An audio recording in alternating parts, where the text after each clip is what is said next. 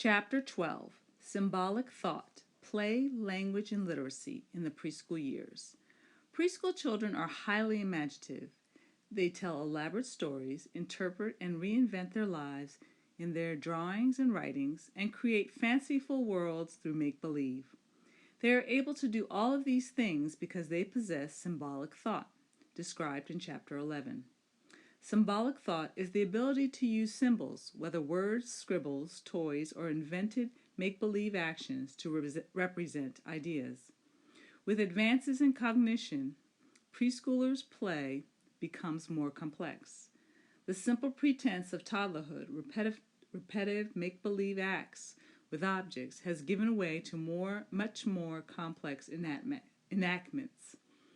These involve other children and include more intrinsic themes and storylines. Such pretend play, called sociodramatic play, predominates children's leisure activities through the preschool years. This chapter also includes 7 critical concepts. Critical concept number 1. A major advancement in preschool years is the acquisition of symbolic thought, a type of thinking in which symbols and internal images are used to represent objects, persons, and events which are not present. Examples of symbolic thought are pretend play, drawing, writing, and speaking. Critical concept number 2.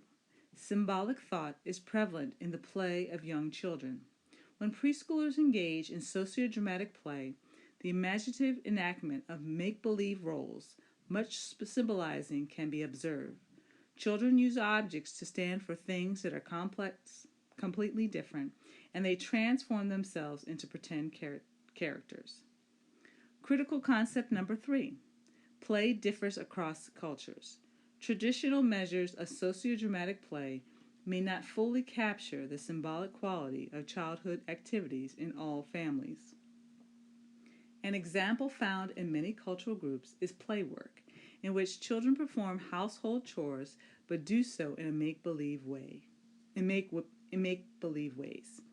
Critical concept number 4. Language rapidly advances during the preschool years. 4 interrelated areas of language increase in complexity: phonology or speech sounds, semantics or word meanings, syntax or sentence construction, and pragmatics or social use of language. Critical concept number 5.